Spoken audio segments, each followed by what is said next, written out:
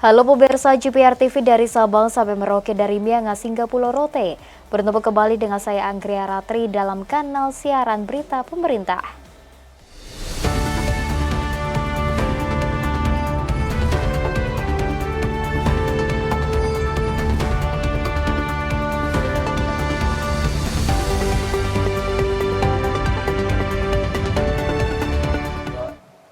Kita ke informasi yang pertama pemirsa, Presiden Prabowo Subianto membentuk 85 kantor satuan layanan program makan bergizi gratis yang kini sedang diuji coba di seluruh provinsi Indonesia. Menteri Sekretaris Negara Prasetyo Hadi mengatakan, satuan layanan itu disiapkan menjelang pelaksanaan program makan bergizi gratis pada awal 2025.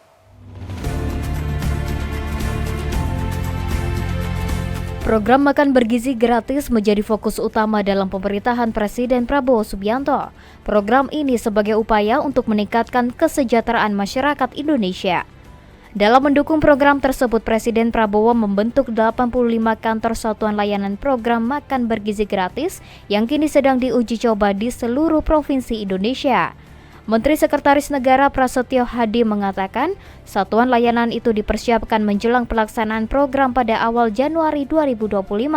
Meski belum tersebar merata, Prasetyo menjanjikan satuan layanan tersebut dapat tersebar masif hingga bisa menjangkau wilayah 3T termasuk di daerah Papua. Salah satu kantor layanan program makan bergizi gratis berada di Magelang, Jawa Tengah. Satuan layanan ini akan menyediakan sebanyak 3 hingga 4.000 porsi makanan untuk penerima manfaat. Itu mungkin belum sempurna ya secara sistem karena memang kita baru tahun ini negara kita akan melaksanakan program makan bergizi, sementara di beberapa negara yang lain itu sudah berjalan puluhan tahun. Kami minta doanya, kami mohon doa restunya, mohon juga dimaklumi apabila di awal-awal sistem juga masih belum sempurna, kemudian mungkin cakupannya juga belum bisa untuk seluruh rakyat Indonesia. Pemirsa, survei Indikator Politik Indonesia memperlihatkan 77,6% masyarakat mendukung program makan bergizi gratis. Program makan bergizi gratis merupakan program unggulan pemerintahan Prabowo Gibran. Tingginya angka survei tersebut menunjukkan kepercayaan publik akan program makan bergizi gratis.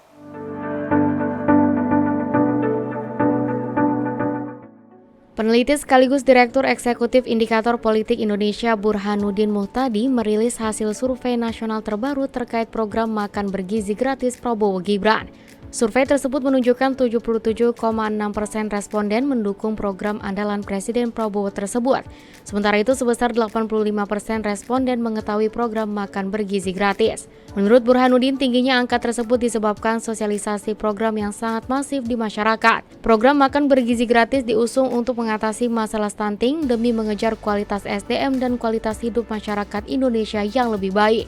Sementara itu, survei juga memperlihatkan 60% masyarakat percaya atau yakin program makan bergizi gratis dapat memenuhi kebutuhan gizi dan mengatasi gizi buruk di Indonesia.